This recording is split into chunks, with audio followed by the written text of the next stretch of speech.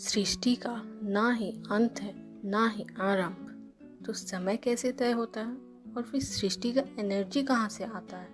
चलिए हम इस प्लेलिस्ट में दोनों को समझते हैं। तो आपकी घड़ी में कितना समय हो रहा है और ये वीडियो देखने में कितना समय जाएगा, ये सबके लिए एक समान तो नहीं होगा। कोई स्किप करके, कोई जल्दी ही, तो कोई पॉज करके ज़्यादा टाइम लगा के देखेगा।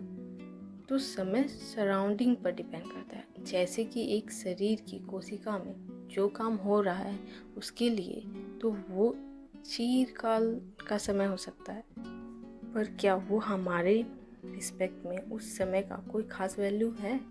हम अपना काम कर रहे हैं, इसीलिए जो वहाँ हो रहा है। बस वैसे ही पूरी सृष्टि में हमारा ये समय कोई वैल्यू नहीं देता। पर हाँ, ये एक इम्पॉर्टेंट घटना कर्म है और ये समय पूरी सृष्टि के समय की गिनती में उतनी ही नेग्लिजिबल है जितना आपके शरीर के सेल का कोई एक क्रिया का समय आपके पूरे जीवन के काल में। तो सोचिए कि हाय, ये समय कट क्यों नहीं रहा है? सोच लीजिए इसका क्या इलाज है।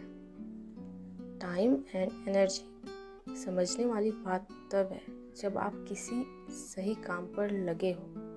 तो कॉन्ग्रेचुलेशंस, आप सब ये वीडियो देख रहे हो, मतलब आपको ये समझना है आप सही दिशा में हो। तो आपको समझना होगा कि आप किसी काम में लगे हो, इसका मतलब ये है कि वो काम ख़त्म हो, क्योंकि उसका आउटपुट बेनिफिशियल है और इसलिए आपके पास जो एनर्जी है उसका ज़्यादा मात्रा में आप इस काम पर देते हो तो ही सक्सेस हो सकते हो।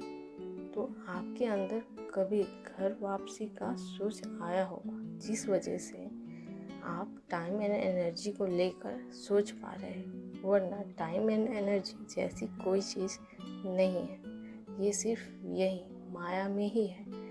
और क्योंकि आप कई जन्मों से यहाँ खुद को रखते रखते कभी एहसास हुआ ही होगा कुछ जीवन काल, जिसके कारण ये टाइम एंड एनर्जी दिमाग में आई है। तो जब आ ही गई है तो समझते हैं और अपने काम को अंजाम तक पहुँचाते हैं।